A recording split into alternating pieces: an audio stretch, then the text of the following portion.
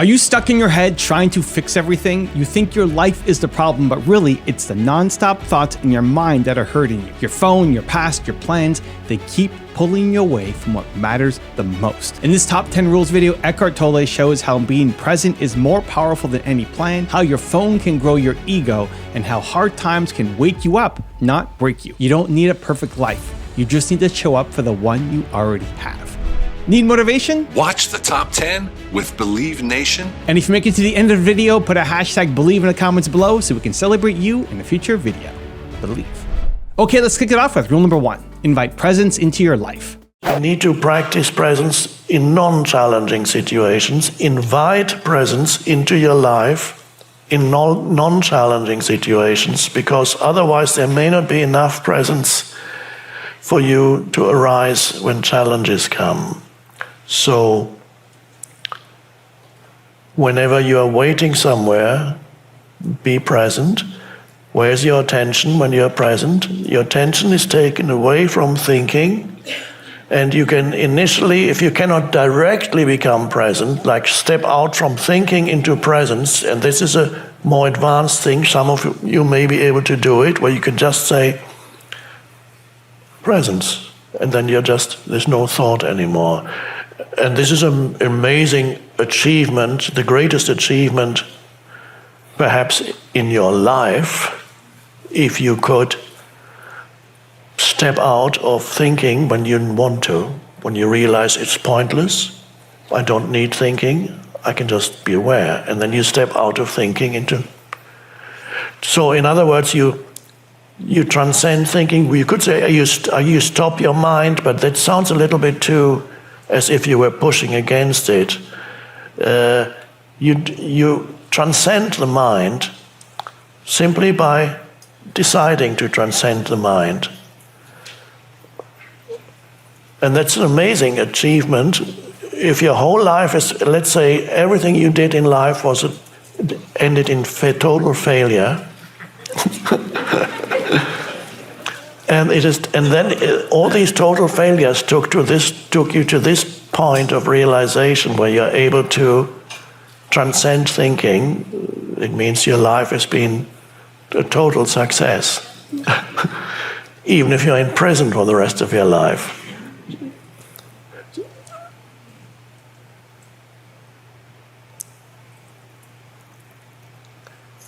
So, invite presence into your life in normal situations, when you're traveling, when you're alone. Don't always, and this is important for modern contemporary humans,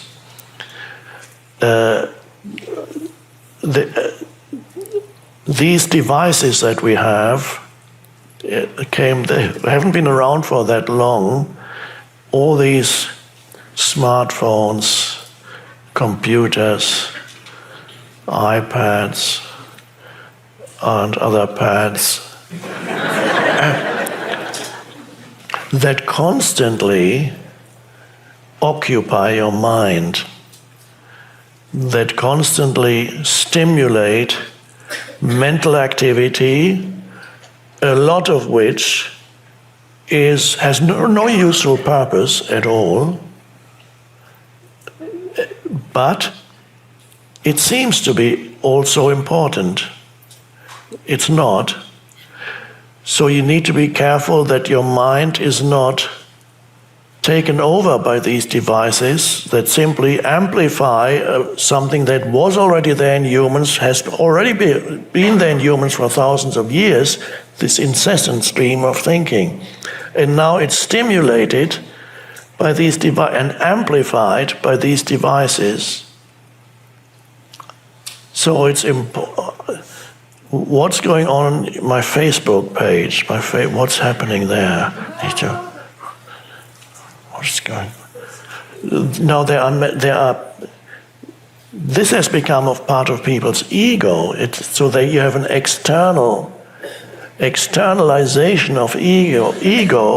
Ego is living through a mental image of who you are. It's not being yourself, but being who you think you are, having a mental image. The ego is Narcissus, the ancient Greek myth, the young man who looked before there were mirrors or selfies. The young man looked into a pool of water and saw himself there for the first time. And it was very beautiful, and he fell in love with his own image. That's the myth of Narcissus. He fell in love with his own image. And then from then on, things went downhill for him. Now, he fell in love with his own image is not talking about real love. He became obsessed with his own image, is really what it was.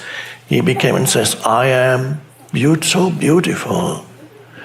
So he started to develop a self-image. There he was, here, and there's the image me. And that is important. This myth describes the beginning of the arising of the human ego. Of course, nowadays it's not the pool of water, it's the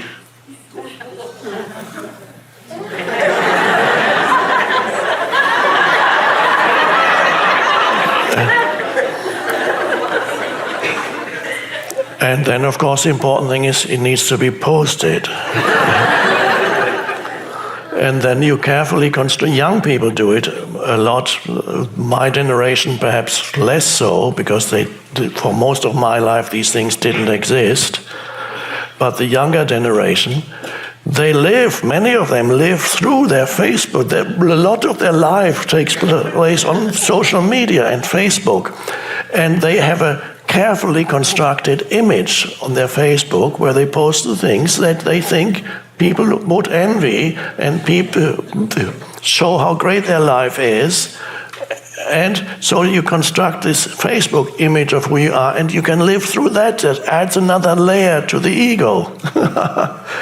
And because it's ego, of course, whatever comes into your Facebook, I don't even know how it works. Somebody tried to explain it to me, but it must be very simple, because even apparently people with low IQs can use it.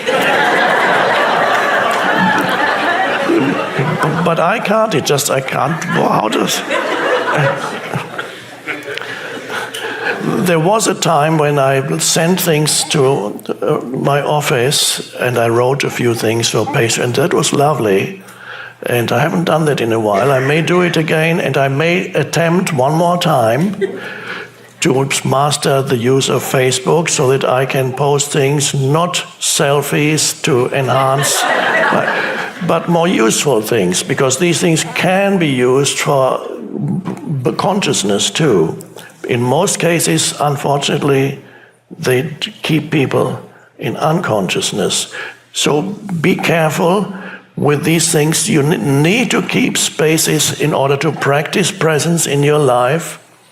You need to keep spaces in your life when you're not interacting with the devices. One good thing, for example, is in your bedroom. This is recommended by Ariana Huffington. That was her idea. She said, there's no device ever in my bedroom. I have books there, but there's no television, there's no phone, nothing. That's one good thing.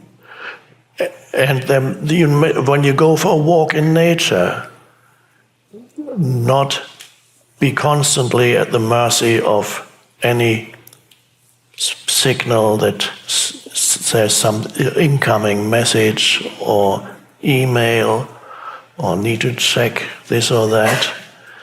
So, because they can clutter up your mind totally.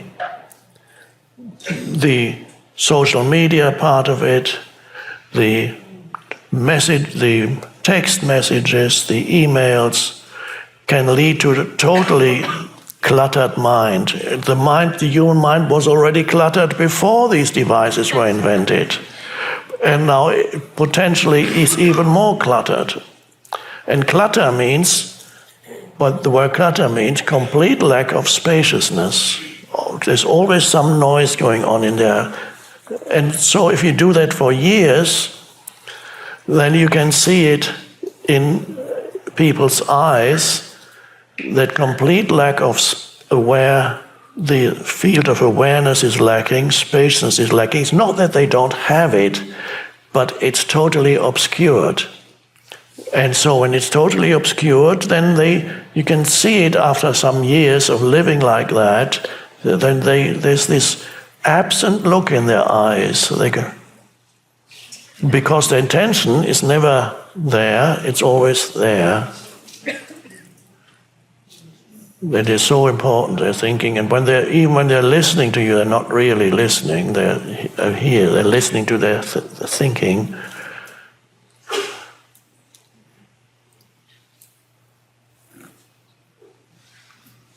And often there's an emotion behind it too, some kind of resentment.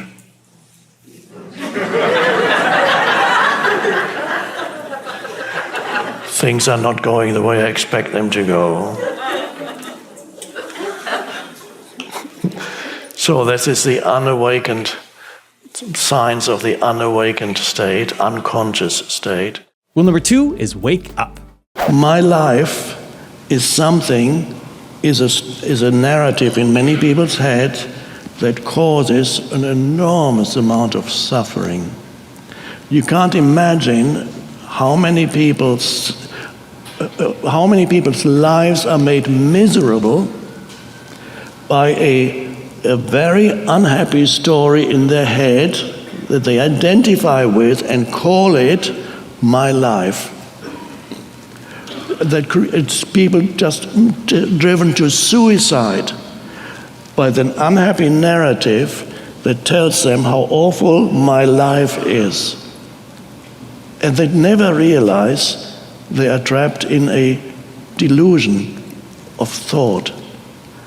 If they were able to step out, and again the question arises, where is your life? Let me think. This is all my past, my dreadful past, my probably dreadful future. That's my life. All the things have gone wrong, all the things that I missed, all the things that people have done to me, all the things that the universe has done to me, all that is all just been just awful. Nobody has suffered more than me. Nobody. And people don't realize how much unhappiness is derived from what they're telling themselves in the head. Now, these people need to come out of that if they want to be free. Do you want to suffer more? No. Okay, are you ready to step out of the narrative in your mind that says my life and realize that you don't have a life? That the whole thing that you call my life is certain thoughts that float around in your head and you identify with them. You don't have a life. You are life. And to realize that you are life, which is a temporary expression of the one life, the one consciousness that pervades the entire universe. You are a temporary expression of that one life. You don't have a life. And if you don't have a life, you can't lose your life. People say, he lost his life. She lost her life. How does that work? There's he and there's his life. Who is he and who is the life that he lost? There's a duality there that doesn't exist. You can't lose your life because you are life. You don't have a life. They are just memories and thoughts in your head, yes. But the life that you are can only be realized in the present moment. And in the present moment, the first realization comes to you when you realize that there can be gaps between thoughts. When you realize that apart from thinking, there is another dimension of consciousness in you that is not disconnected from thinking, but deeper than thinking. We could say higher too. higher than thinking. And what is that? That is awareness or presence. And you realize this dimension of consciousness in you right now when you become conscious. I'm slowing down, as you might have noticed. When you become conscious that there are not only words here being spoken, but there are also gaps between the words. And you become aware that there are these gaps between words or between one sentence and another. And when you become conscious of that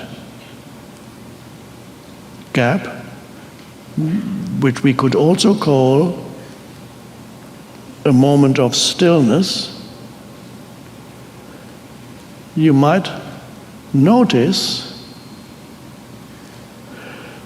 that every time you are conscious of this little gap, when there's no word, in that moment you are aware, but you're not thinking. And you haven't disappeared. In that space of awareness, the essence of who you are is there fully. And yet, it's almost is like nothing, and yet it's not nothing. Undoubtedly,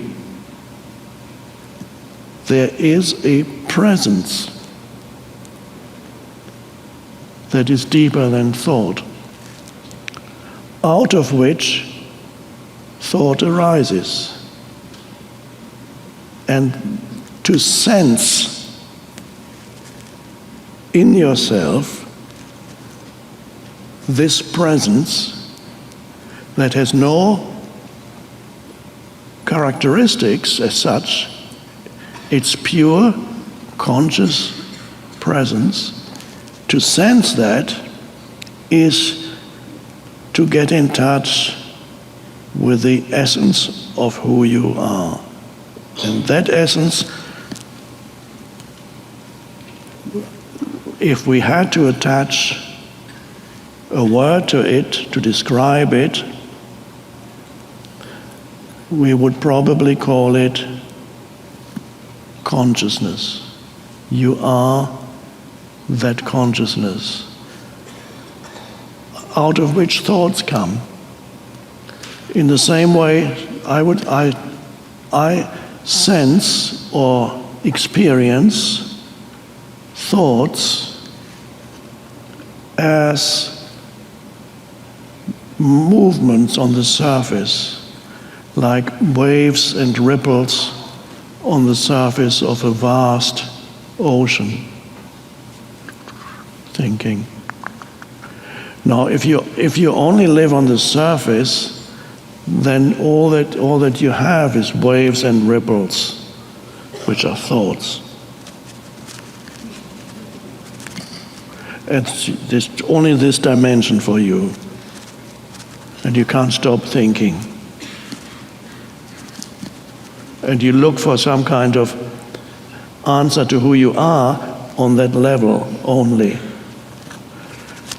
Maybe if I join with this ripple, I'll feel better.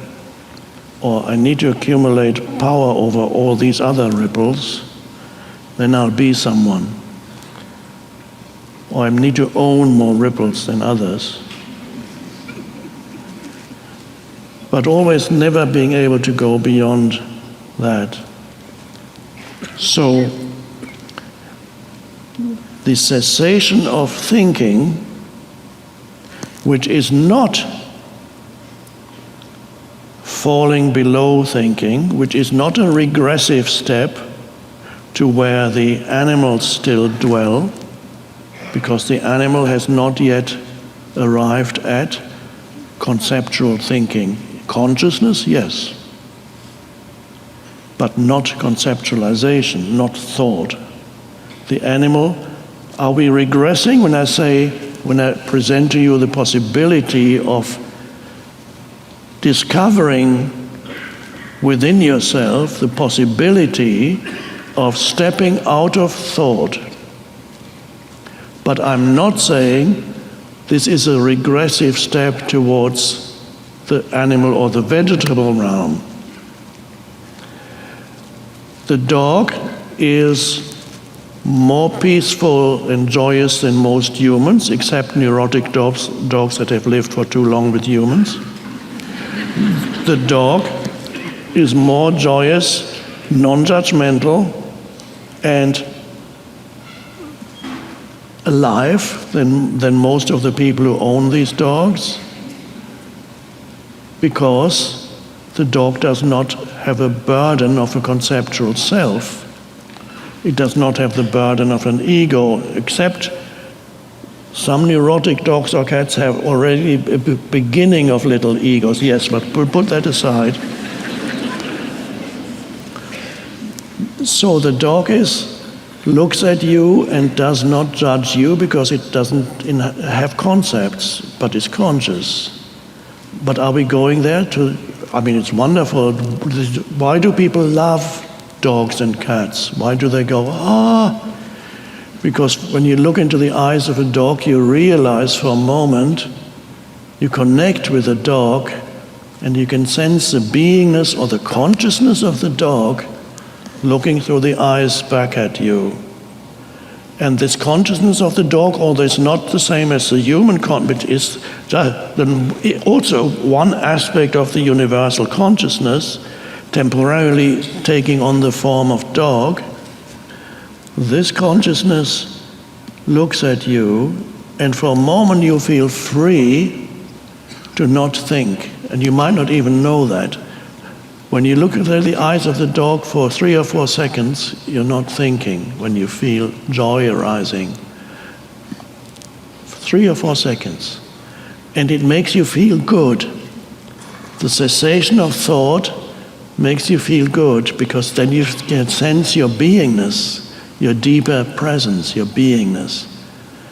And this is why people connect with animals. They give them moments of sanity. Rule number 3 is stop sabotaging yourself. Despite your best efforts, which you should continue to engage in trying to improve your life, knowing also that continuously life will challenge what you're doing and where you are, and it will seem as if there were some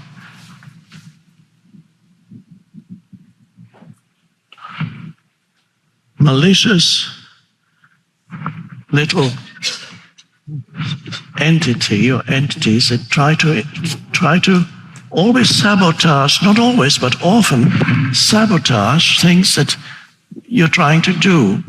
So this element that we could call sabotage, you will always find that sooner or later, and sooner rather than later, which does not mean you should refrain from trying to improve your life. Knowing, however,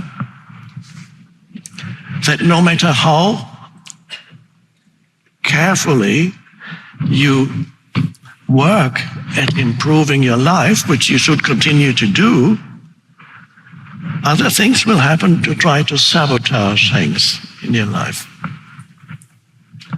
Even if you engaged in 24 hours of positive thinking, every day, in every way, I'm getting better and better. Every day, in every way, I'm getting better and better. Every day, in every way, I'm getting better and better. Every day in every way I'm getting better and better. Every day in every way I'm getting better and better. It feels quite good. And up to a point it even works. And yet this sabotage thing will still come in. Of course, then you can deny that this is happening. No, I'm feeling better and better.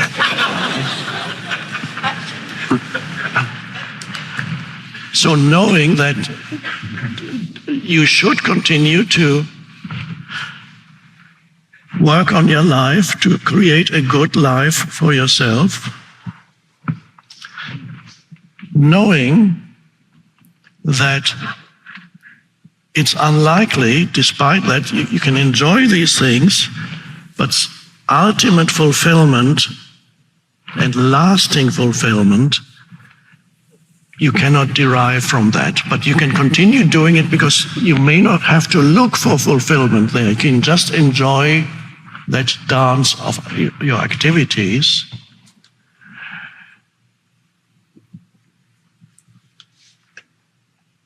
And so it's good to know that life, that element is always there in life that wants to sabotage what you're doing. Something goes wrong in the relationship, something goes wrong with your career, something goes wrong with your body.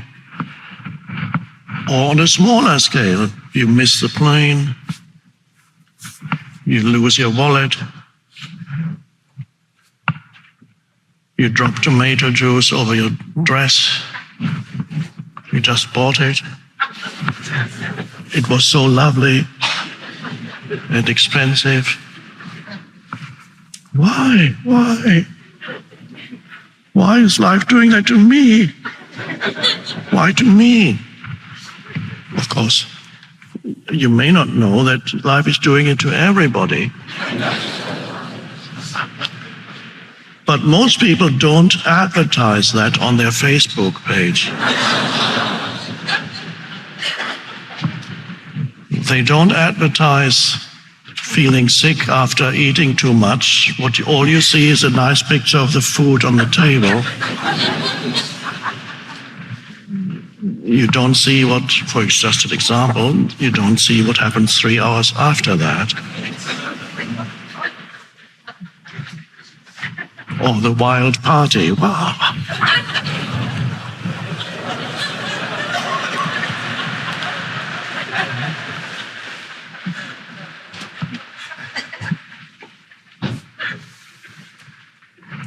Now, if we know that this element is unavoidable, then we don't need to react to it in a dysfunctional way.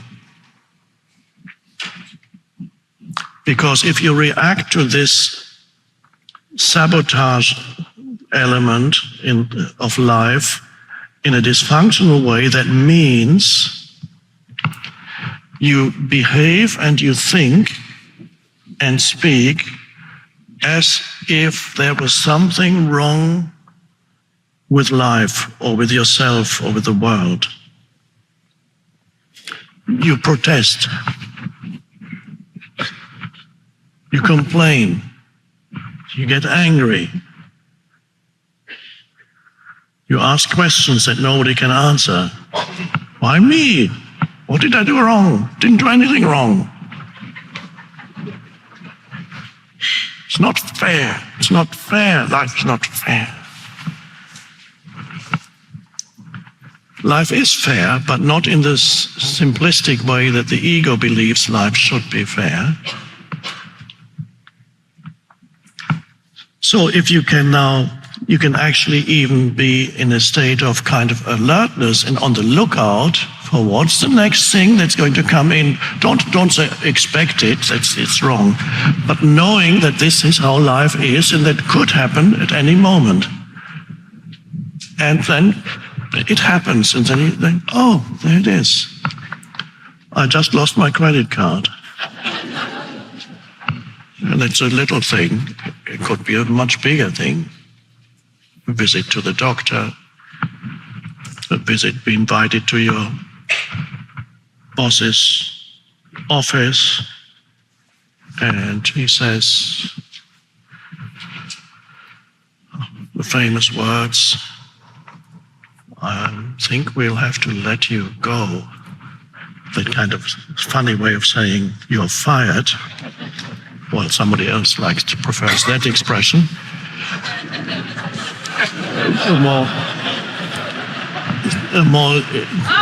The show would have not this show that would have not been so successful if he had said, "I'm afraid I'll have to let you go." And he would not be president now. But you're fired. Okay.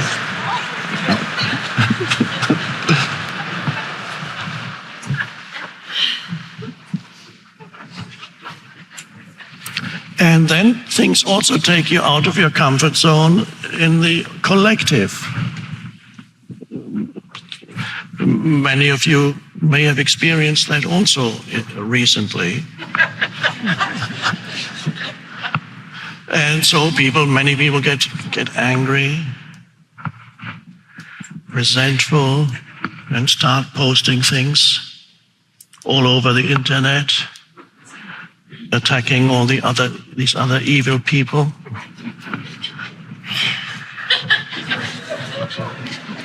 And I think if I shout loud enough, something will change. This should not have happened.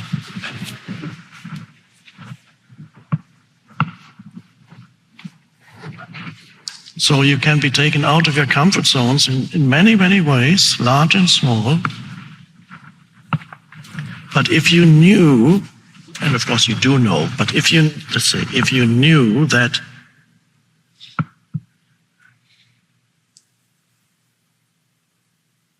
the deepening of presence, spiritual awakening, whatever you want to call it, the realization of who you are in the essence of your being, is far more likely to happen during those moments, times, or periods when you are taken out of your comfort zone. If you knew that, your relationship with those times when you're taken out of your comfort zone would change. The way in which you react or respond to these events would be very different if you knew that there's actually potentially an opening there, potentially, and ultimately life is actually giving that to you when it seems that life is taking something away from you, which is often when people are taken out of their comfort zone, they're taken out of their comfort zone, life seems to be taking something away from you.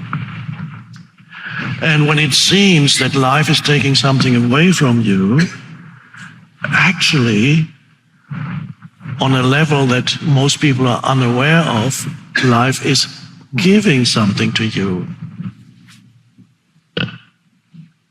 A possibility, a potential opening into a deeper dimension of who you are. If you can come to a different relationship with what's just happened. Rule number 4 is embrace challenges. Life is difficult enough as it is for everybody. Life is not easy, sometimes it's enjoyable, but you might have noticed it's full of challenges. And sometimes you're fine, you think, okay, I have finally arrived. You sort everything out, your life, professionally, work situation, where you live, relationship, family, health situation, everything is working out fine. But it doesn't last that long. Something will go wrong somewhere. Life has this tendency to create difficulties for you. And some people take that personally and they become very angry. Why always me? because everybody else seems to be okay. When I look at Instagram and Facebook, they are not suffering. Why am I suffering? And then you may find the inclination to pretend on Facebook and Instagram and so on, pretend that you also are okay. And that's relatively easy to do with the modern technology. You can take a picture of yourself, and if you are not happy with it, because probably you're not, most people are not, then you apply technology to this picture, filters and Photoshop, and suddenly you're an amazing being. They did that to me too. A few years ago, the people said, we need some professional photos of you. And the professional photographer came and took all kinds of photos. And later, he submitted the photos, many, and I had to choose some. And I reluctantly chose a few. And then I realized they don't really look like me.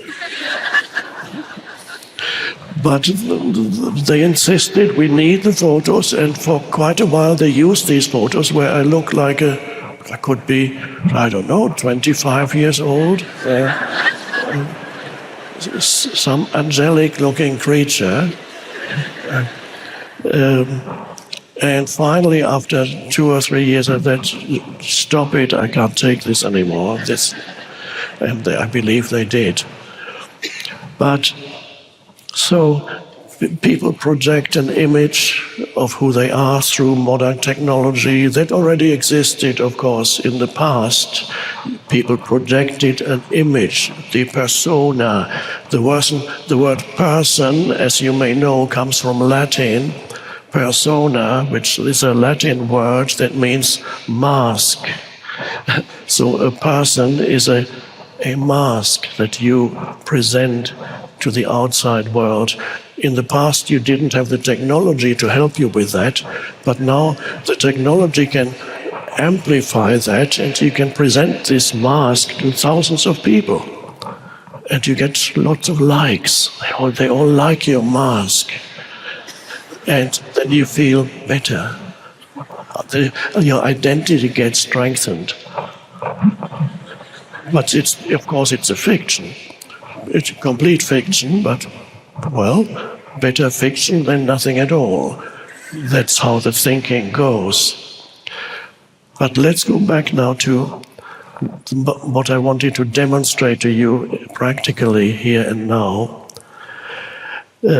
Life is difficult enough even in normal times because you have your personal difficulties. Life will bring up obstacles of one kind or another almost continuously. That's just how it is.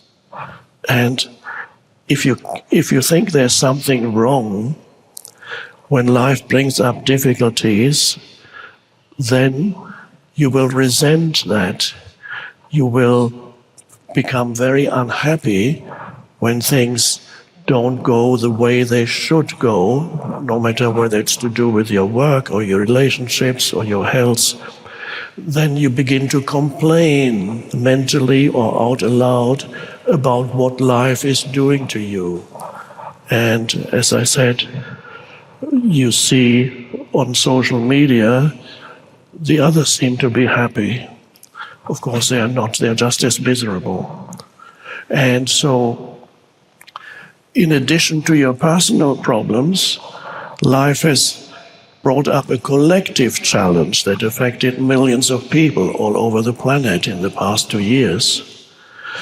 And when a challenge arises, a big difficulty, what happens, whether it's on an individual level or on a collective level, a challenge, especially a big challenge, on a personal level, it could be the loss of a loved one, somebody dies close to you, a sudden health situation, your health is suddenly, there's a critical illness arising suddenly, or you lose your job, or you lose your home.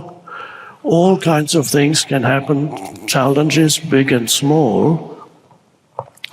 And when you're being challenged, and challenge is still a kind of almost a positive term, perhaps a kind of new age term. But what challenge really means, something is going badly wrong, dreadfully wrong. So when life challenges you, you can either become less conscious or you become more conscious through the challenge. It depends where you are at when life hits you with a challenge. And I have observed this over a long period of time, but especially the last 2 years, I have observed that many humans, perhaps the majority, have become less conscious through the challenge. In other words, they have gone into states of either anxiety and fear or anger. Those are the two that I have observed, the two predominant emotions that came up in human beings as a result of the pandemic. Many people entered a state of intense fear or anxiety. Others became angry. Depends where you are. It became even politically, became even political. I'm not going there now, of course. If I go there, I will lose immediately 50% of you. So I've observed an increase in fear and anxiety in humans, and also an increase in anger. And probably the majority, but then there's been a significant minority of humans who have become more conscious. Instead of reacting adversely to the events, they have been able to come more into the present moment, come into a state of acceptance of the isness of the present moment, instead of mentally arguing with what is. They have come to be more present through it, through the challenge. So, and it's not even necessarily that a human being you either belong to one camp, or you become less conscious, or to another camp you become more conscious. In one human being, the states can arise. The one human being can be relatively conscious and accepting one day, and the next day he or she falls back into a state of fear, anxiety, or anger. So these states can vary in one human being. Now, in case you carry a residue of either anxiety or anger, or anxiety, anger, or any other negative state inside you right here and now, perhaps as a residue from the past 2 years, or a residue of what happened a few minutes ago when you were late coming here and you were getting upset about that. And now you sit here, and it's quite possible that there's a residue of this energy still inside you. Or you could be carrying a residue of the past 2 years of anger about the world and what they are doing. If you're fearful usually about the catching something, that you may die, or catch something, or somebody close to you may die. If you're angry about the mandates and the masks and the lockdowns and all this horrible they are doing. And the others say, oh my God, I may die. Then you may carry a residue of that. Humans carry residues of emotional fields, emotional states inside. This, of course, it could go back many more years. Many humans carrying residues of things that happened in their childhood, suffering, emotional suffering. most children have some form of emotional suffering, even if the parents are relatively conscious. And if they are not conscious, then they have a lot of suffering, and you carry residues of that inside you. So I call that the pain body. Pain body is old emotion that still lives in you as an energy field, is not perhaps always noticeable, but from time to time it comes up, and it tends to come up more quickly when a challenge, you're being triggered is another word. You're being triggered by an event or a person. So I'd like to invite you now to apply awareness, another key term on the road to consciousness, to apply awareness to see if there is a residue of that kind of emotion still in you. Whatever it may be, some irritation, fear, anger, or could also be the heaviness of despondency, the sense of meaninglessness, which is a mental emotional thing that's very common these days also. Anything, in other words, become conscious of your inner state. And that is right now, and just acknowledge that's there, instead of thinking, oh, I shouldn't be angry, how do I get rid of this anger? Or I shouldn't be fearful, but how do I get rid of the fear? It may not be that easy to get rid of it, but we don't even need to do that right now. Just acknowledge it. This means this is what is meant by becoming conscious. If you want to take real action after this video, I made a free worksheet just for you. It covers the top lessons from today, gives you space to write your biggest takeaways, and helps you build a simple action plan.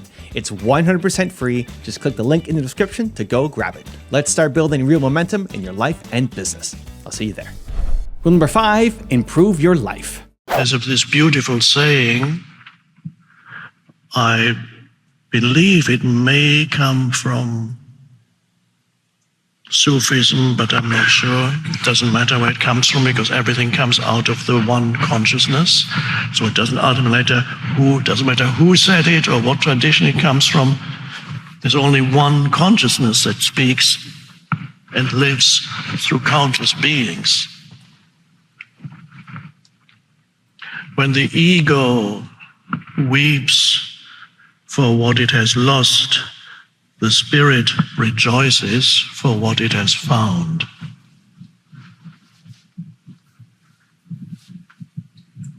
So the ego, of course, is happy when something is added that provides the comfort. The ego wants things to be added to itself, which is quite natural. You don't need to tell your children, don't wish for things. Don't try to get anything, because it's all ego. You have to keep away from that. It's wrong to want to add anything. Don't add anything. Don't buy. Or you can tell your friend, don't buy that car, because you're just adding something to yourself and it'll just amplify your ego. Don't do that. Don't succeed, because if you succeed, your ego may get bigger. So don't succeed. Don't look for success. Okay.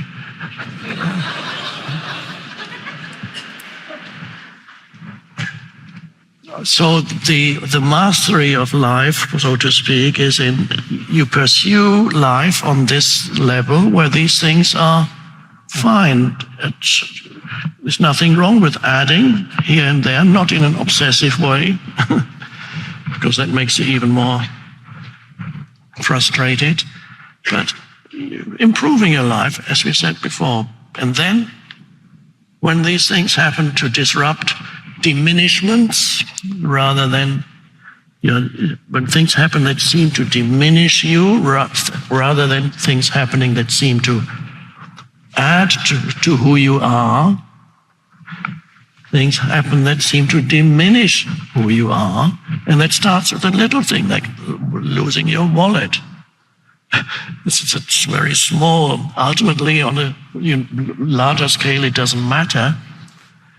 But it is a small diminishment, or when you lose your job, or something happens in your family environment, to your children, to any friends at work, things, you lose your job, whatever, many things can diminish you, even an insult by somebody. You silly man. Are you stupid? An insult is a kind of diminishment to the ego. It feels as if somebody had torn a little bit out of you. And diminishments are one manifestation of being taken out of your comfort zone, the egoic comfort zone. And when it happens, because everybody sooner or later will encounter diminishments, you will also encounter the opposite, which is fine. It's part of the two are part of life. You gain and then you lose. When you gain, the ego likes to identify with it. Look, I got that. It starts with little things. I just bought that. Take a picture, post. Now you can not only show it to 2 people, you can show it to 200, 2,000. No matter, it depends how many friends you have on Facebook. Look.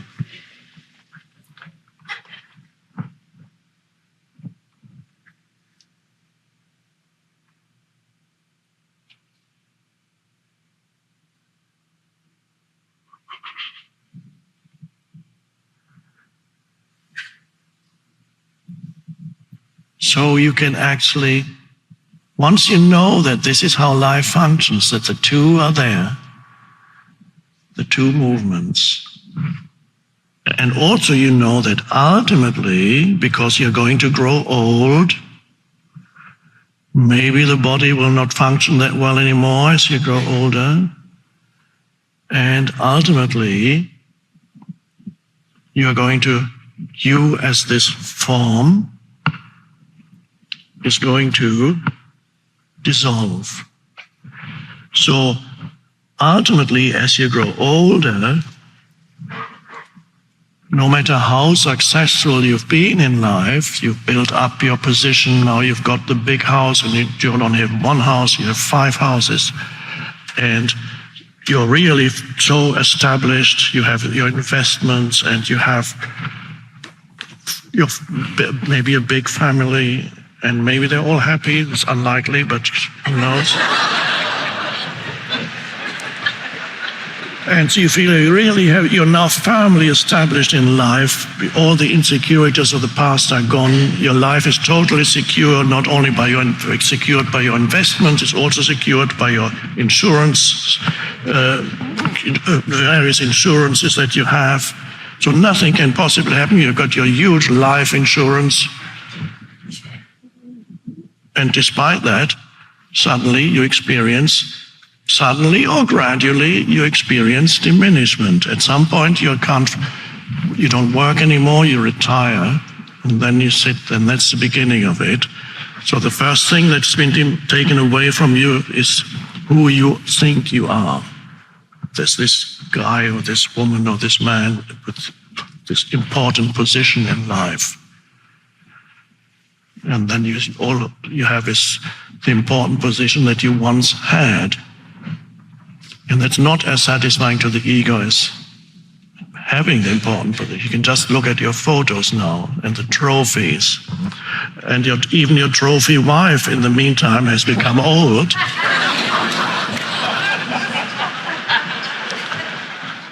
So that doesn't work anymore either. And so just when you think, I actually wrote that somewhere in a book, just when you think you finally arrived, that's the beginning of all the diminishments. It's not fair. But that's also a great opportunity. I don't know if you've been identified with externals all your life, and finally you arrive at old age, who knows whether that potential opening is still there. It could be, might not be. In some old people, the ego shell has become so rigid that there is no opening, and when finally disease comes or death approaches, it's the crack that finally appears, it might be too late. You see, with some old people who become more entrenched in their egos, and others begin to transcend the ego. They become, the ego shell cracks or becomes more transparent. So you can see some old people are like,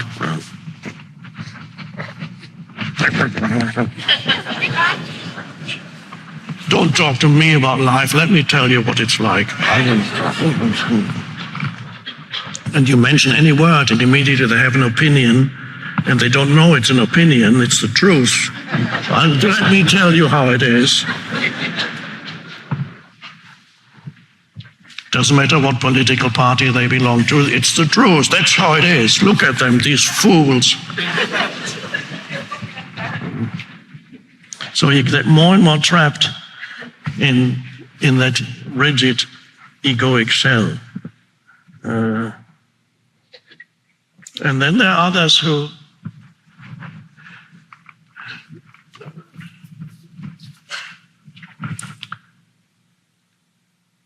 whether there's spiritual background or not, whether they have already explored spirituality, when old age comes, they come to a place of acceptance, and then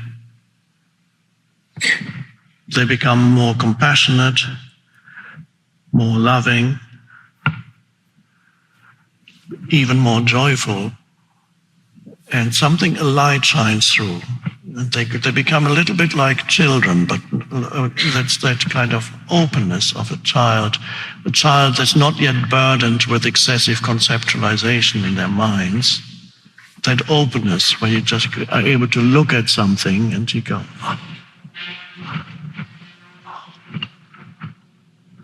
you're not immediately imposing conceptualization on things and people. So I've met some old people in the 80s, 90s. I've met some old people, I said, I think I'm old myself by now, but in the 80s or 90s who go just shining. And many of them have experienced, they have gone through diminishments. They have lost things. And they've, at some point, whether through spiritual teaching or simply through life, they've come to a place of cooperating with the diminishments, cooperating with the acts of sabotage that life seems to inflict on you, and say, oh, there it is, here's another one. And at some point, they learned even to welcome, say, oh, thanks, I just lost this. Whatever it was that they lost, thank you. Rule number 6, get past your ego. The worst crimes of humanity are not perpetrated by the criminals or crazy people who are obviously either mentally totally insane, clinically insane, or hardened criminals, or they do bad things, but this is nothing compared to what so-called normal people do when they identify with the collective ego. Entire countries have destroyed in Russia, in Germany, in China, in the 20th century. Normal people have killed millions, even of their own people in their own country, not even talking about warfare between countries. So And that's a gradual an awakening happens through intense pain, intense suffering. But you don't even need to, you can observe it just by observing yourself, how up to a point you needed your suffering. If you hadn't suffered, you wouldn't be here. If I hadn't suffered, I wouldn't be here. I know that. I would be, don't know what I would be doing. Probably drinking beer and watching television.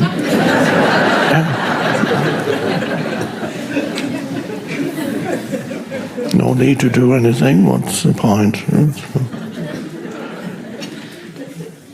The challenges come at you continuously, small and large. Up to a point, the challenges, the way in which you respond, or rather react to the challenges, create suffering, to use that term, create unhappiness, misery, anger, many forms of suffering, but I'm using it's a Buddhist term, suffering, unhappiness, you could say, in its many, many forms. So when the challenges come, up to a certain point, the challenges make you unhappy, the challenges make you miserable, resentful, angry, dejected. All kinds of things happen when the challenges come one after another. Life never leaves you alone. Oh, God, I want out of here. Some people say, why? Just when I thought I've sorted out one area of my life, okay, I got the job and a great job and everything is, then something else goes wrong. There's a relationship problem, or then there's a physical problem, or there's a problem in somebody close to you, something bad is happening to them, or there's some death happening close to you, suddenly some great loss, or whatever it is, unpleasant people making your life difficult. Not unheard of. It happens. And so and up to a certain point, the challenges of life are transformed into unhappiness.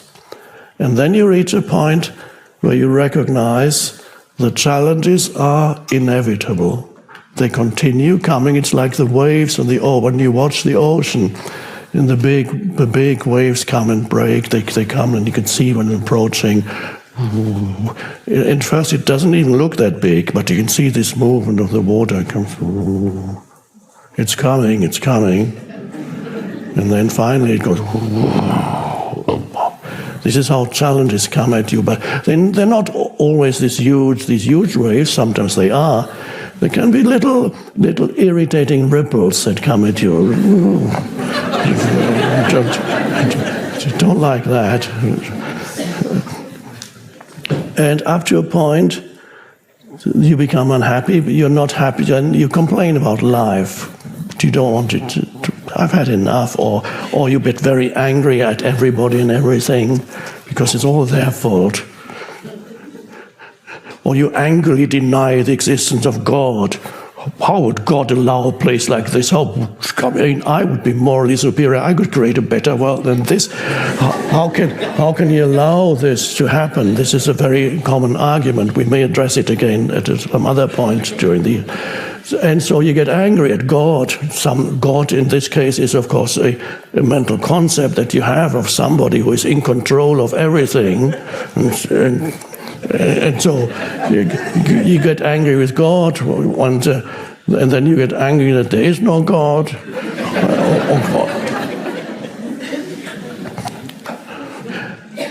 And then up to a point, and suddenly, when you no longer demand that life should not be difficult, that these things should not be happening to you, then suddenly something shifts.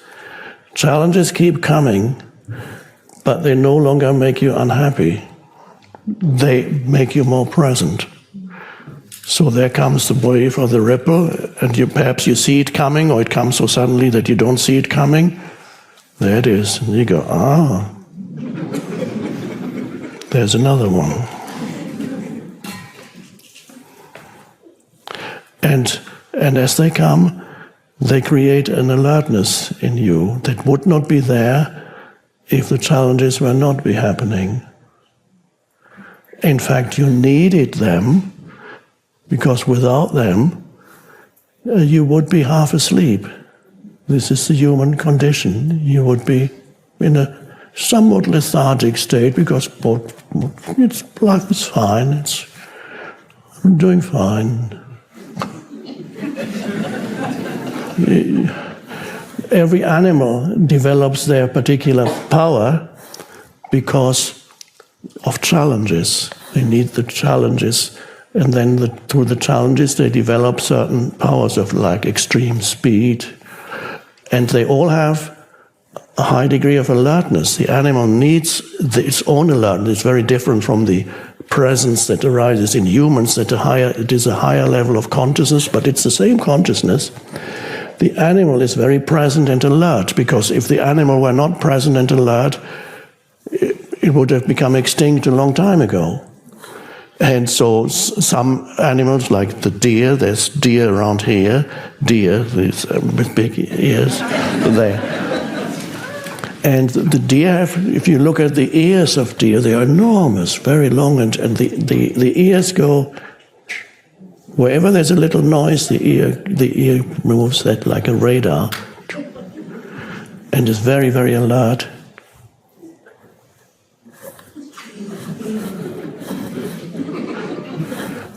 Because if they were not alert, would you get, well, maybe not here, but until very recently, and in many places still the case, it would get killed. It only survived, it had to develop the alertness, like every bird has to develop a high degree of alertness, because when you look at a bird, you see pure alertness on its own level, because the bird goes.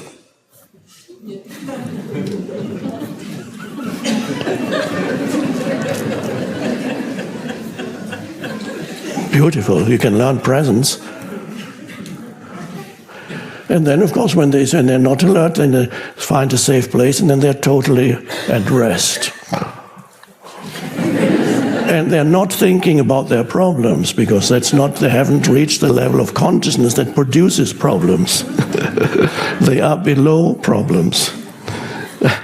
And your destiny is not to regress to a level of consciousness below problems by becoming stupid, because that's not where the evolution is going. The evolution is going towards greater consciousness. You rise above the problems, you don't fall below your problems, you begin to rise above your problems. And then certain problems are still there, but also, yes, challenges continue to come, but because the way in which you deal with the challenges is now suddenly very different, you no longer complain about them, you no longer have an underlying assumption that these things should not be happening to you. This should not be happening. No, you see it for what it is. It's one of the many challenges of life that come and come and come. So you no longer have this assumption that there is something wrong with your life because of this.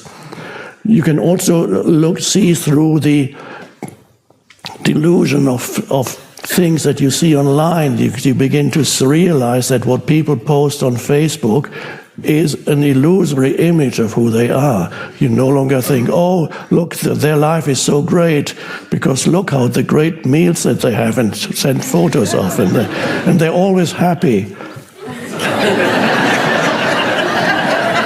Look where I am.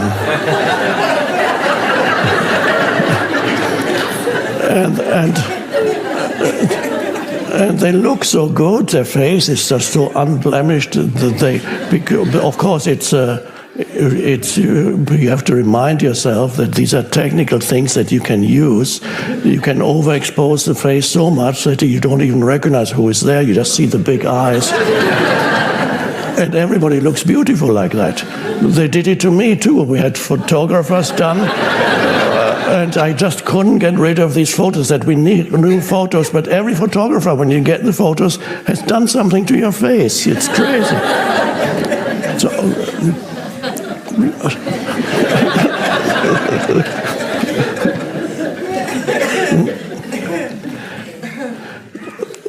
the challenge is there's no longer the expectation that the world is here to make you happy. It's not. Rule number 7 is understand reality. The one thing is beyond doubt about you and me is that you are conscious. All the rest could be an illusion or a dream that you are having right now. That we are actually in this room. Somebody's talking and saying, maybe you're dreaming. That could be a dream.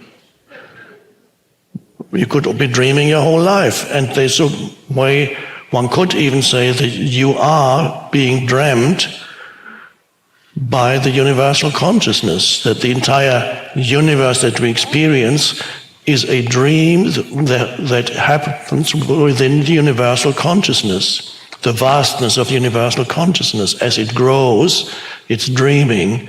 It's dreaming of a person called Eckhart, briefly, and then that dream evaporates. I'm just going there. It is possible you can question the reality of everything. Maybe it's all illusion, but you cannot question it, that the dream is being. There's an awareness in which the dream appears. If there were no consciousness, if the dream needs the light of consciousness to be, to appear, to manifest. So that's beyond doubt. You might be dreaming, but even if you're dreaming, there's a consciousness needed for the dream to happen in. And so that's the very foundation for who you are, is consciousness. Your essence identity is timeless, and you cannot analyze it. You cannot know it in the same way that you know an object. Jesus used the word kingdom of heaven or kingdom of God to refer to it. What that is consciousnness. Kingdom of heaven. As you know, my modern translation of that, I use the different words to make it more accessible to modern humans. For kingdom, I substitute dimension. The dimension. Heaven is sky, and sky used is an analogy for vast spaciousness. That's what the sky is, vastness. It doesn't actually exist as such. It's just an image of vastness.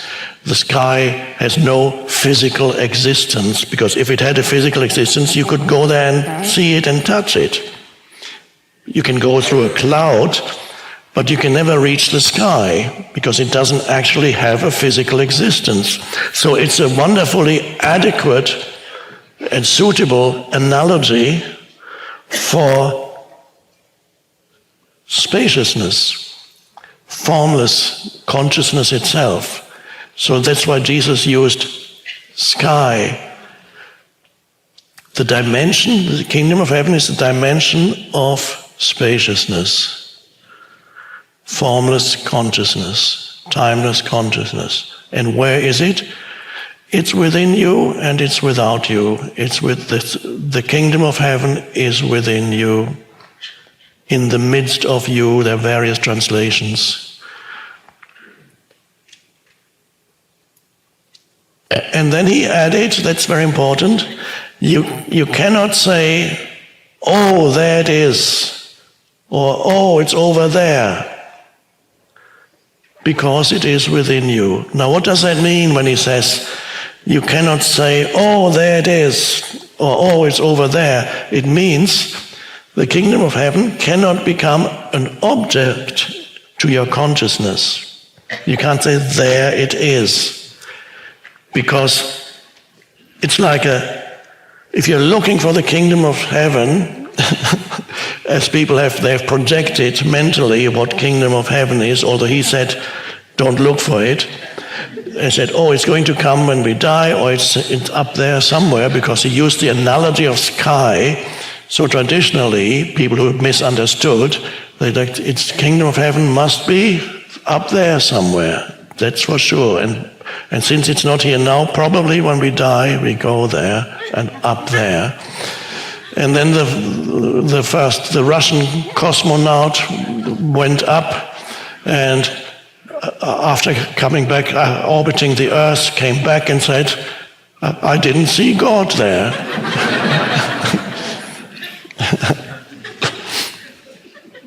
So what does it mean if you can't say it's here or it's there? It means it cannot be an object to your consciousness because it's the eternal subject. If you're looking for the kingdom of heaven or you're looking for God, it's like you're shining a light and you say, where is it? I'm looking for myself, I'm looking for God, I'm looking for the kingdom of heaven. It's not here. Okay, let's look somewhere else. No. And you can look in time, maybe it's in the future, it's in the past. No, it's not there. It seems to be nowhere. But where you haven't looked is that beam of light with which you are looking emanates from the kingdom of heaven.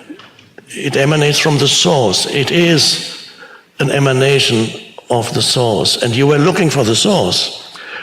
And you were using the emanation of the source to look for the source out there. But what you have to do is then stop looking and place your attention back in, go back where the emanation comes from. Oh, that's it. There it is. I am it. I was looking for it, and now I realize that I am it. I was looking for myself, but in all the wrong places. So truly, people who are looking for God, they're really looking for themselves. And they're looking for themselves in the wrong places.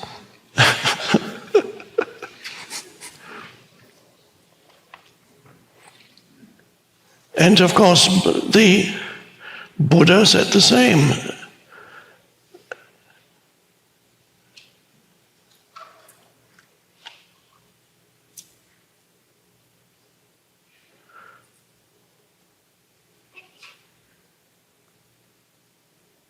Sunyata is the word. Emptiness is a translation. Not the best translation. The essence behind all phenomena is emptiness, which sounds a little bit uninspiring. Emptiness is not, it seems a bit negative. Oh dear, that's the essence of the universe? But if we say formlessness, a little better, still not too inspiring. If we say kingdom of heaven, now on the one hand, that sounds a bit more inspiring. Wow, kingdom of heaven. On the other hand, it's very easy for you to project and completely misunderstand what that means. So it's so inspiring that it creates a mental concept or mental image. Whereas kingdom of heaven is totally beyond any mental concept or mental image. So the very thing that was meant to point you beyond any mental images, that's why he used heaven, spaciousness, formlessness, the very thing that was meant to point beyond it is then misused by your mind in its attempt to form mental concepts and images. So you use the signpost that says there and say, oh, I have it. So on the signpost it says kingdom of heaven that way.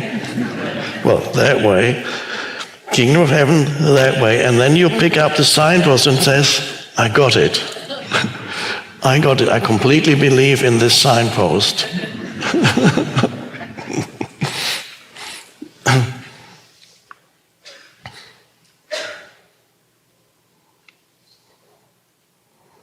But this is just the light to be aware of this, the light of consciousness in you. That's the foundation for sanity in this world and for bringing about a different world here.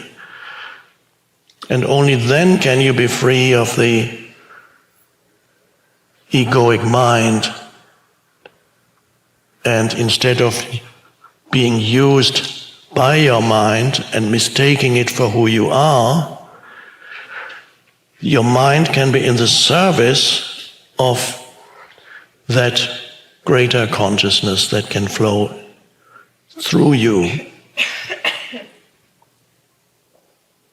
And that's called inspiration.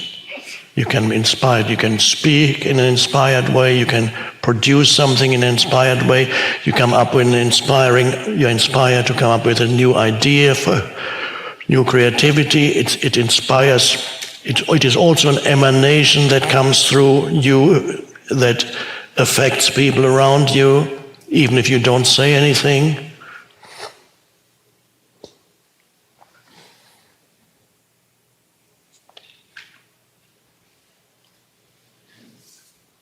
Consciousness. Rule number 8 is find happiness. So at first, the being dimension, you find it as separate from external activity or thinking. And then that's a good beginning. And then gradually you learn that it is not irreconcilable with external activities. It's a presence through movement is a good practice, because you do not need to sit still to find stillness, which is another word for it, which people believe initially. Stillness also has kind of two meanings in English. There's, on the one hand, stillness means the absence of noise. But there's another meaning of stillness is the absence of movement. You say, sit still. It's the absence of movement. He stood still. He sat. So it's stillness points in English to the absence of either noise or movement. So when we talk about stillness, you might think you can't move in order to consciously sense the being dimension. You mustn't move. And then you learn you can actually move, and in fact it can be helpful. You begin with that.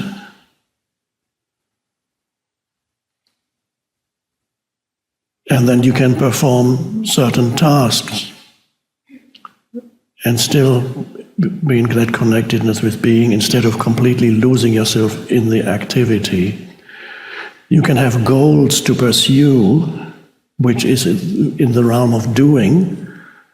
It's good to have goals, although there may be periods in your life when you don't need any goals. Certainly, if you reach a certain age, it becomes increasingly pointless to pursue goals, at least at the latest by the age of 95. You don't need to pursue any more goals unless for some reason you have to. But even before then, there may be time periods in your life when the pursuit of goals is not necessary, and you can become more deeply immersed, just be engaged in ordinary everyday activity without pursuing any particular big goal, big or small, working towards something. But on the whole, it's good to have goals, but again, goals belong to the realm of doing, and that's fine. The problem arises if the goal absorbs so much of your attention, the meaning, the desired outcome, the place you want to arrive at, whatever that may be, passing an exam, achieving a certain position, acquiring mastery in some activity, whatever it may be, the desired outcome, if the desired outcome occupies a place in your mind that's overwhelming, or you desperately need to go to arrive at that place, then in the meantime, all the things that you do, the steps you take, the activities you undertake in order to arrive at your goal are then simply a means to an end. And they are not enjoyable because you desperately want to have arrived already, to have attained that already. Some ambitious people are like that. They are, what's the expression, consumed by ambition. This is almost literally true. And desperately need to. And in the meantime, they're very unhappy while they're working so hard or whatever they do to achieve their goal. And not only are they unhappy and full of anger very often and irritation when things don't go the way they want them to go, when little obstacles arise, as they always do, often in the form of people. So obviously, right, and they get angry. So the entire journey is a place of unhappiness and stress and turmoil and often toxic emotions. And not only do they make themselves happy, they make other people, whoever's around them is also unhappy. The entire company, if it's a big business, the entire company is unhappy, basically, and stressed.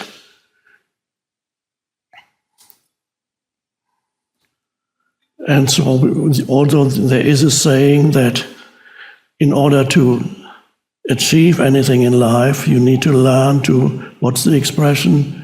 I think it's to delay gratification. There is some truth to that, some truth. You can have one young person, studies to go to college and studies in the evenings and only goes out occasionally. Then the next door neighbor can't be bothered, wants immediate gratification and starts drinking and indulging in not only intoxicating beverages but also in substances and whatever, hangs out in clubs and drinks, and what's the point in doing anything? And a few years later, the one who delayed gratification achieves something, and so that seems to be true. The danger is, though, with that recipe of delayed gratification is it becomes a mindset in you that you cannot get rid of after a few years of practicing delayed gratification.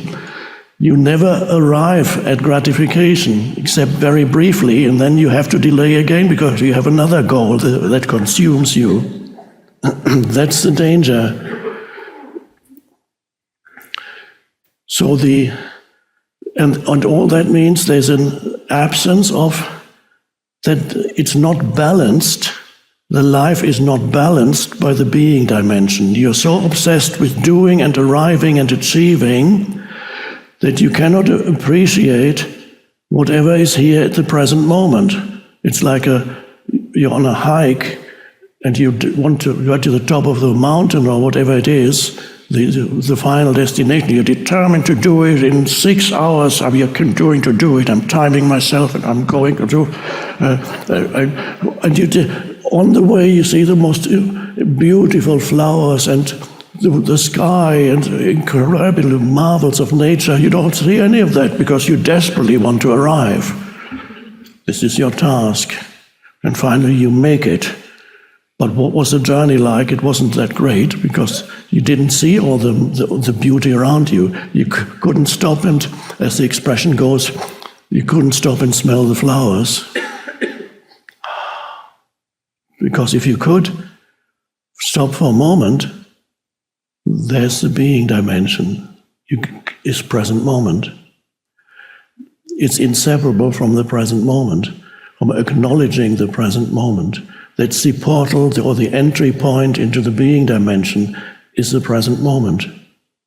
If you miss that, you might have certain successes, as what the world calls success. You might have certain successes in life, but fairly pointless, because the whole journey was a journey of unhappiness, and even when you arrive, you're still a stressed out being. I'm not necessarily saying everybody is successful. There may be some humans who are able to balance being. In fact, there are. I've met a few who are very successful in the world, nevertheless are not lost in the activity, still being able to appreciate the present moment. And then, what about the delayed gratification then? How does that work?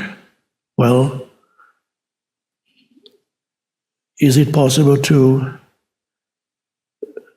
change your attitude, and instead of saying, okay, I have to delay gratification, are you able perhaps to enjoy whatever activity you engage in that before you call delayed gratification? Are you able to enjoy, if you start, let's say you're studying for an exam, or you're just learning to play an instrument and you want to get good at it, and other people are playing around and you are practicing, are you able perhaps to experience gratification even with the practice before you arrive at mastery, even at the very beginning?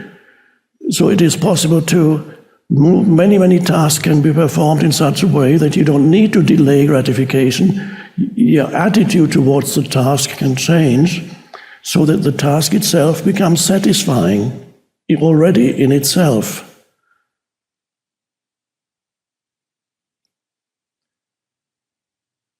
And then you don't need to delay gratification, because the gratification can already be here in the present moment.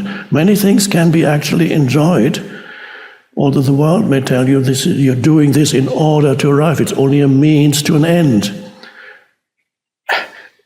And when that becomes a mindset, then your entire life becomes a means to an end. Where's the end? You never arrive.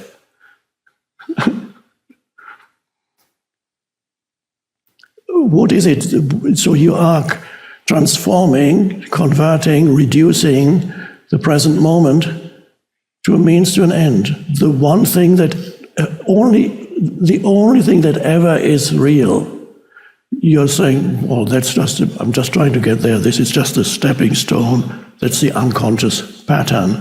I'm trying to get there. Here is never good enough. Why is it not good enough? Because the true goodness derives from that inner place, the recognition of being. That's the source of all joy or happiness. Rule number 9 is find deeper fulfillment. What you are looking for is something deeper. What every human is looking for is something deeper than the world can give you. The world can only challenge you, give you challenges and adversity so that you awaken. The world cannot, as I said, it cannot make you happy because it's not here to make you happy, but it has another purpose. It is here to make you conscious. That's how it operates. Also, that means whatever arises in the present moment is just right for this moment, for you at this moment. But if you're stuck in the mind, the egoic mind, then you will completely ignore or even continuously dislike the present moment.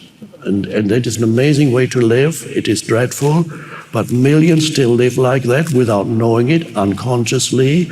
They live for the next moment until they're very old.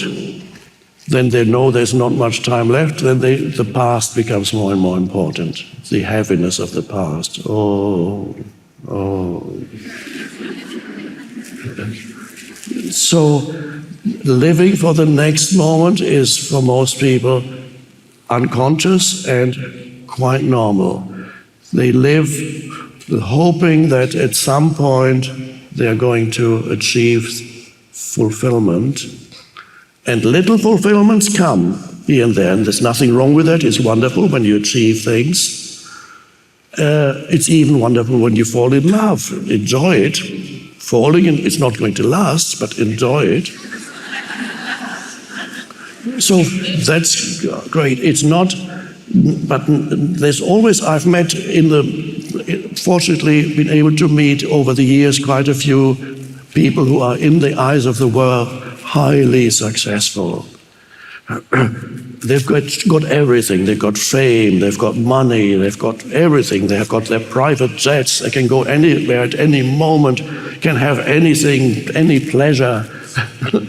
And they've told me that after they achieved fame and fortune, there was an initial time period when there was elation and they were on a continuous high.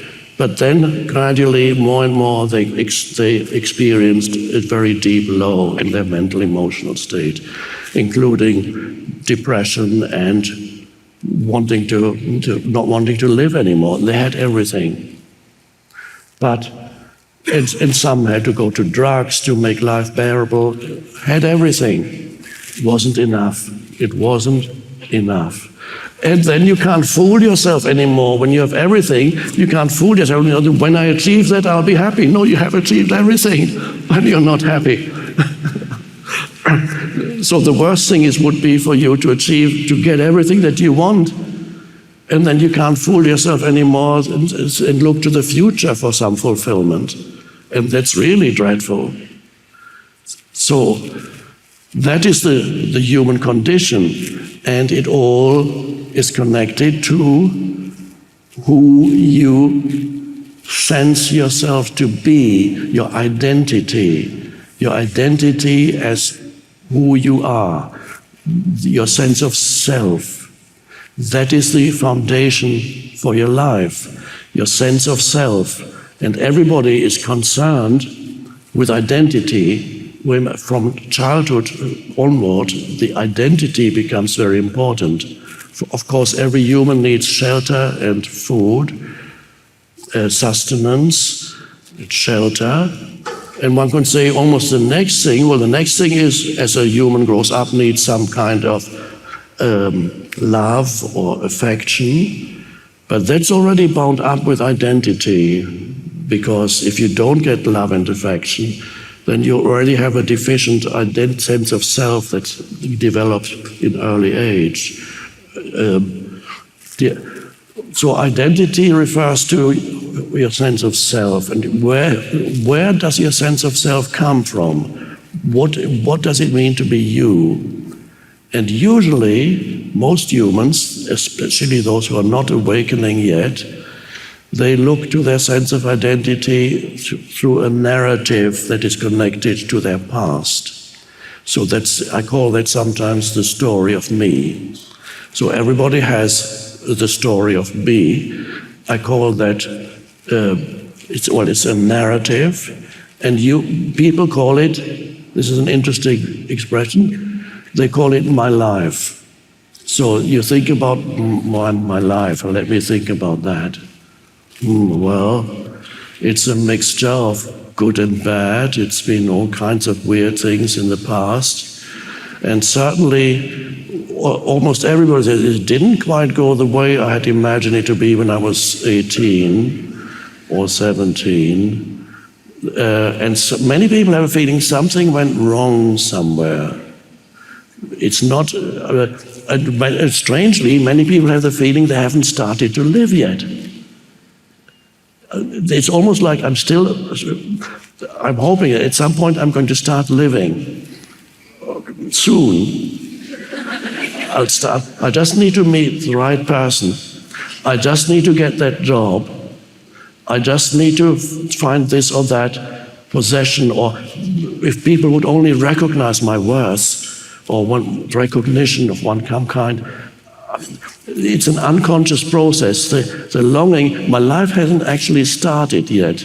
And some people have that throughout their life until finally they are surprised that they reach retirement.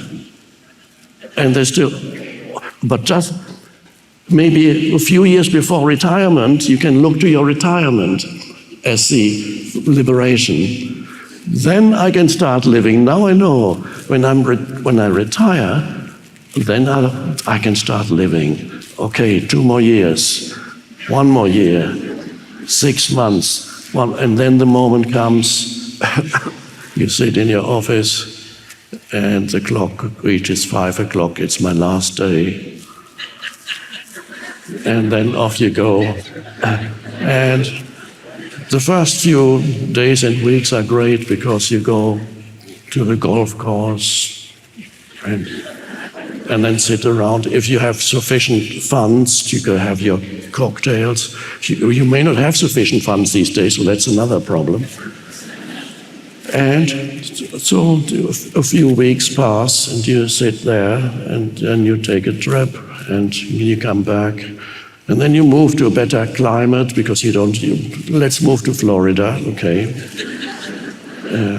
And then you sit in Florida, just looking at the sun, and then you play another game of golf, and then a kind of fatigue sets in, and then their mind says, and now what?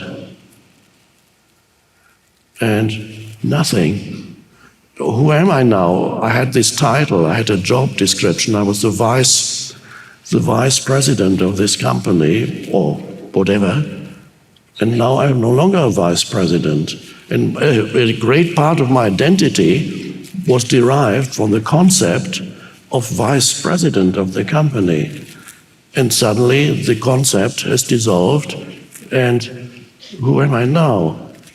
Without that, well, that's weird. I get this weird feeling of not being nobody anymore. You're retired.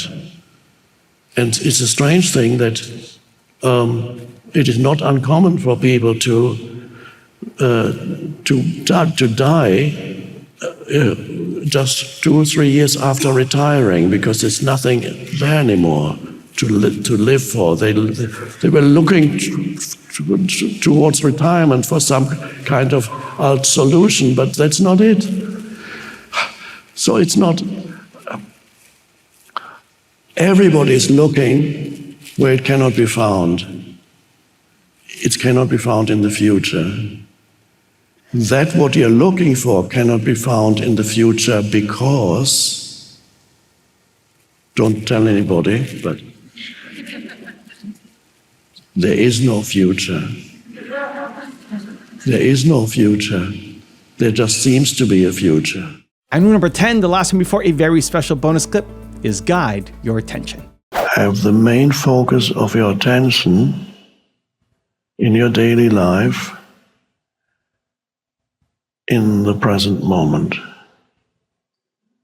The rest of your attention, so that's the main focus. Here's this. The rest of your attention is where you want to go to. Whatever task you're engaged in has a certain purpose. The purpose is you want to finish the task, then it has achieved its purpose, and that's here. And that's in your the peripheral vision of your consciousness. That's where you want to get to. And this is what you're doing in order to get there. And your main attention is not where you want to get, and in the meantime you're just doing it in order to get there. You can see how that already creates an inner stress. I'm here, but I want to be there. That's the normal way of living. Is the main part of people's attention is there, but in the meantime they are here, where they don't really want to be. To rather be there, as shown in famous stickers, bumper stickers on cars, which say something like, "I'd rather be fishing."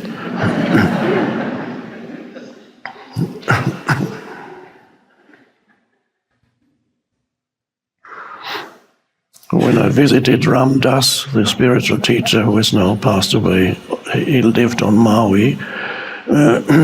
On his car I saw a bumper sticker which said, "I'd rather be here now."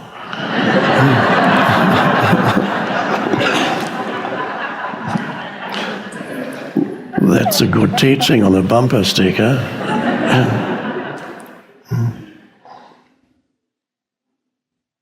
So your attention is, and this is a reversal almost of how humans normally usually live. It's the opposite. And so that is in itself already a shift in consciousness. And then, of course, you're also aware of the past. There's certain things that may have relevance in the present. That's fine. So peripherally, past and future. Usually future is the more important because you're moving towards that. And here's the central vision of present moment. In the present moment, you're either actively doing something or you are more passively perceiving something. You're there as an observer, or you're just there, not actively doing, but simply perceiving. That could be when you travel back from here already. You might be sitting in a car. If you're driving, you're doing something. There it's particularly important to be present. Or you might be sitting on a plane, and that's a good opportunity for being you go into the witnessing mode. There's nothing particular to do unless you get out your laptop and start doing. That's fine.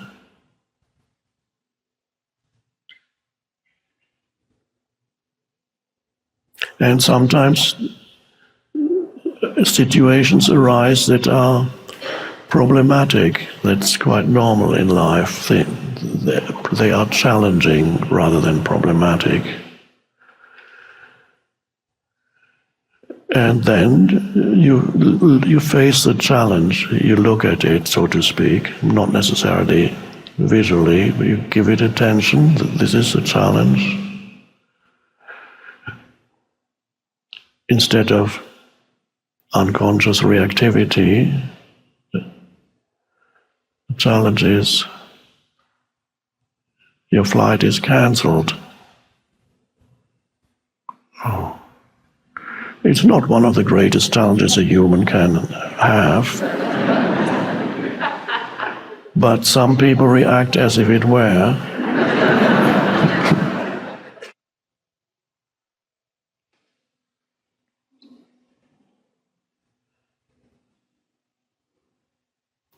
And when any challenge arises, is there anything I can do to respond to this situation?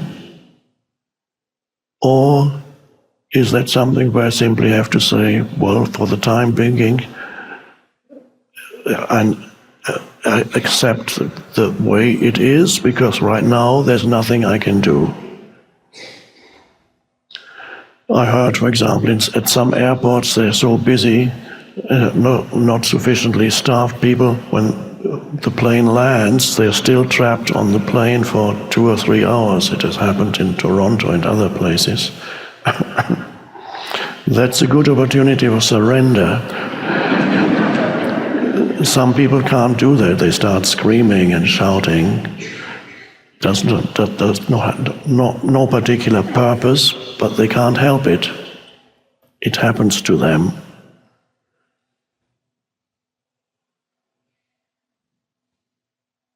So always the question is this an opportunity for surrender, or is action called for?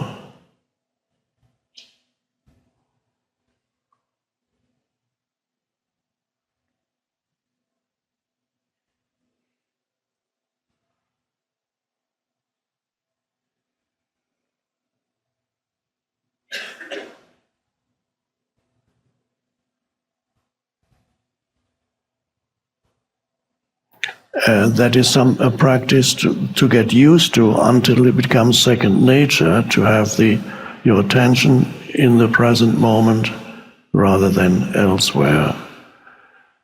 And it usually implies you are aware of your surroundings. That's inseparable from being in the present through your senses.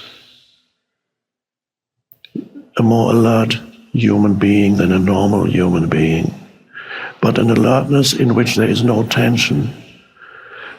Often alertness in a human is associated with being tense.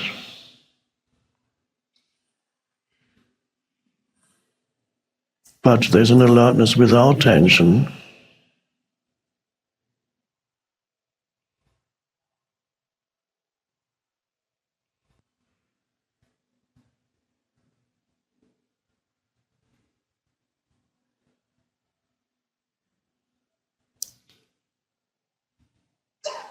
But it's not enough to be just aware of your sense perceptions. That's a good thing. It also can help you to avoid dangerous situations that otherwise you just stumble into and you don't know how you got there. You're more alert of your surroundings. You see how animals in that sense are very alert, because if they are not, they get eaten by other animals. So many animals have this incredible alertness, not the same as the human alertness, but it is an alert awareness of their surroundings that many humans don't have. They walk in the street and they're not really there in their mind thinking about all kinds of things except where they are, and so they're not here. Whereas the bird sitting on a branch,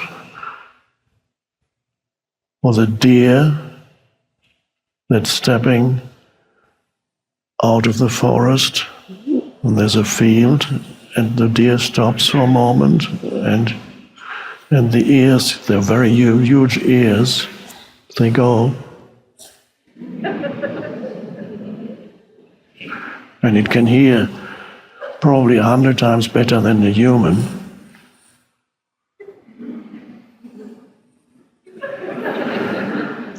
Or a bird on a branch sitting,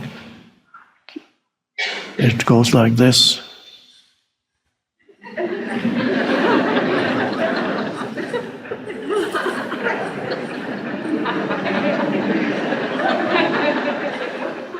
And then suddenly it goes. And of course there's no decision making involved when a bird suddenly flies off. It did not think, I'm now going to fly off this branch and I'm going to go over there. It just happens. There's a flow to life. There's no mind. There is a consciousness there, but there's no conceptualization at all. But when an animal rests, an animal also rests completely. It is completely at rest. Not thinking about my life. I have to figure something out.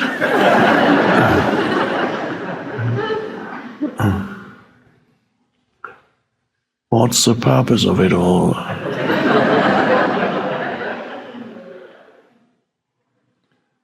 This is why it can be very healing to live with an animal. Yes, it can be quite a bit of work too, but it can be very healing to live with an animal and to have an animal presence in the house.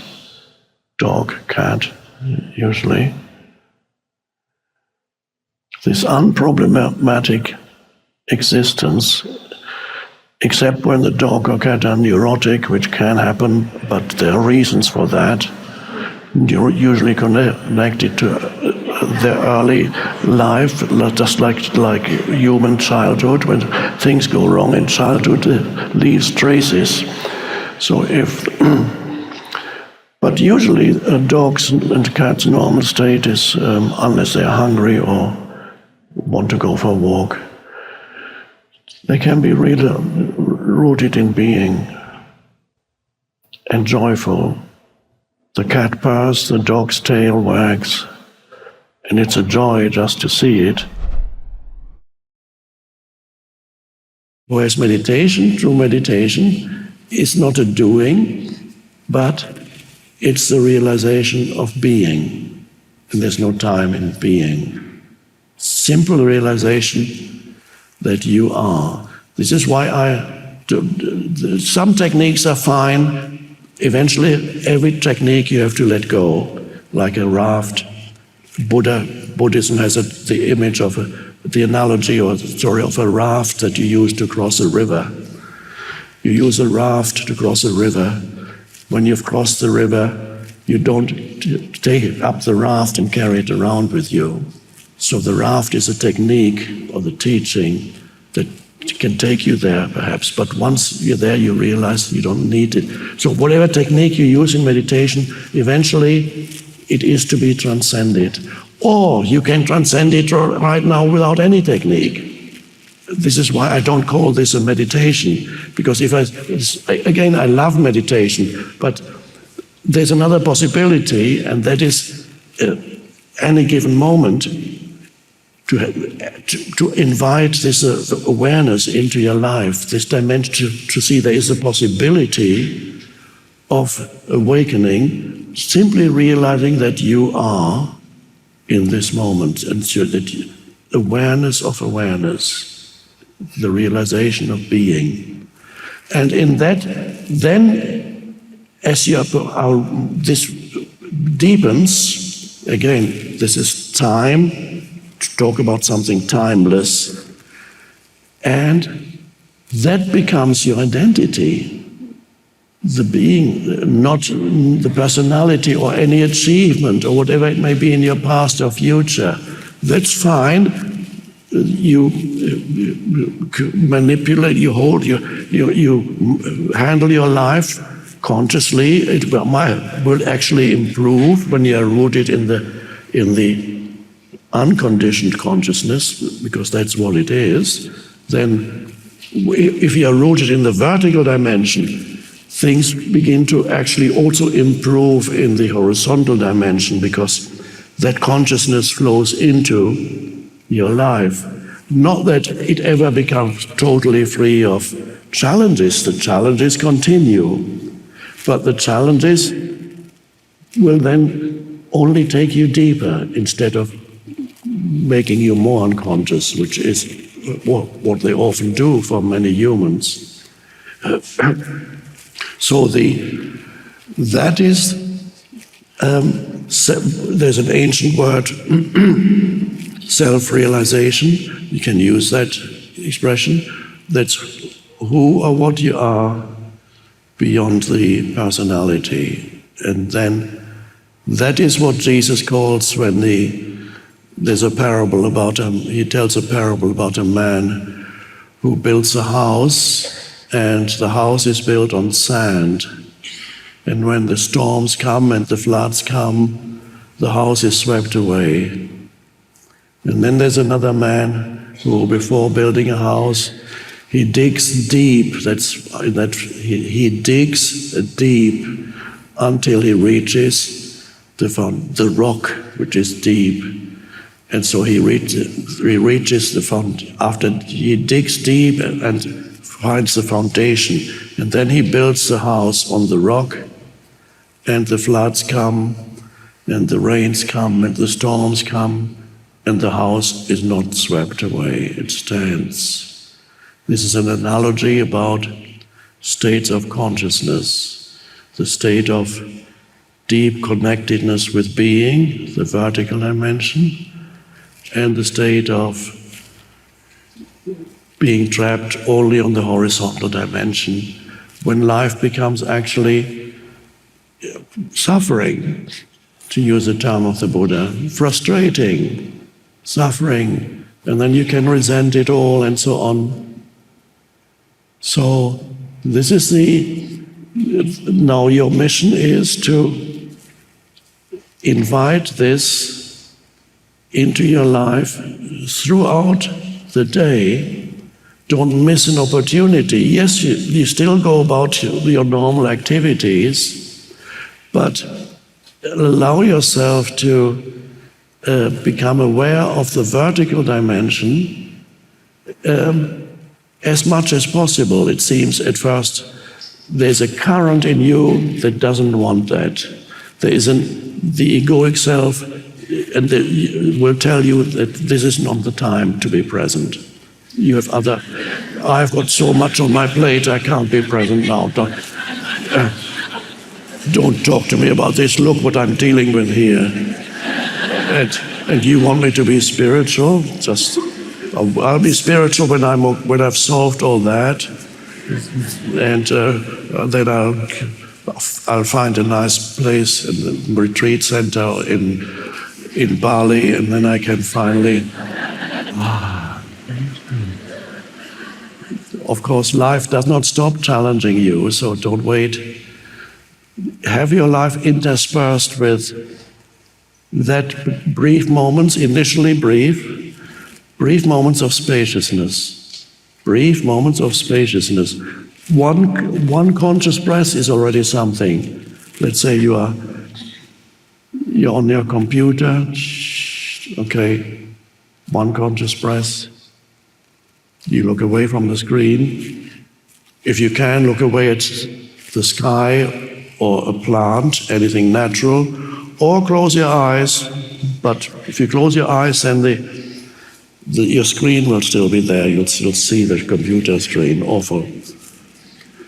So you look at one conscious breath.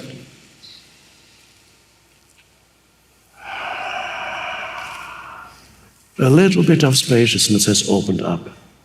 And during that time period, which if you measure it in time, it would be like maybe 10 seconds, whatever. But that is a little bit of spacious consciousness you have suddenly experienced. And you might even want to take a second conscious breath. Follow the breath with your attention. And maybe even a third. Although your mind says, I don't have time for this. But it's only 1 minute. So don't believe every thought that comes in and says, I have to deal with this first. No, I have to do this first.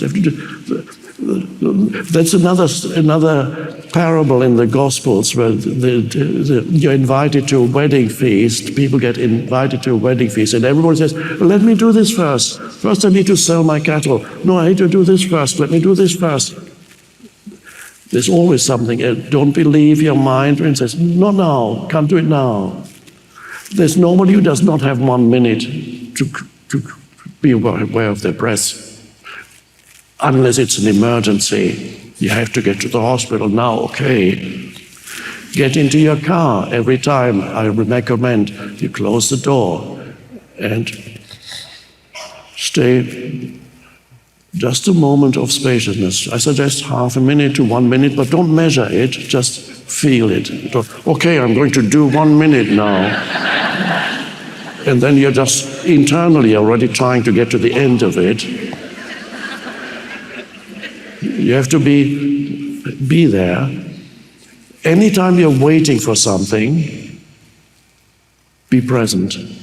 Use, if you cannot just be present, that this ability may arise a little bit later, when you can just decide, so to speak, not the right word, to just be free of thinking, but just be aware. So that comes a little bit later, just the ability to just have that space. Somebody asked me some years ago, what's your greatest achievement in life? And I said, well, my greatest achievement is I don't think when I don't have to think or don't want to think. I don't need to think. That's my greatest achievement. But it's not really an achievement, is it? it wouldn't get me a job. I'm applying for a job in my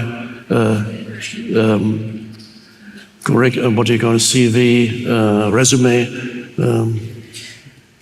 can be free of thinking.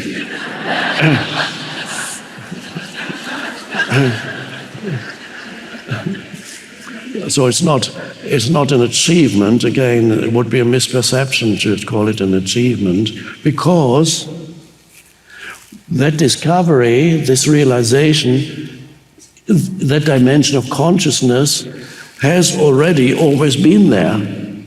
In that sense, it's not an achievement. I made it. No, you didn't do anything. You just became aware of being, which is not a doing. It sounds like a doing when you talk about it. You become aware of being, not an achievement, because being is the essence of who you are. And to know the essence of who you are is not an achievement. And so, wow.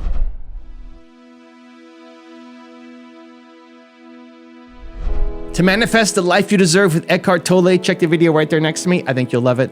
Continue to believe, and I'll see you there. Many things come to you when you don't need them anymore. That's a lovely thing. No matter what you achieve, no matter where you are, there's always something missing. There's the essence of consciousness, and anything you achieve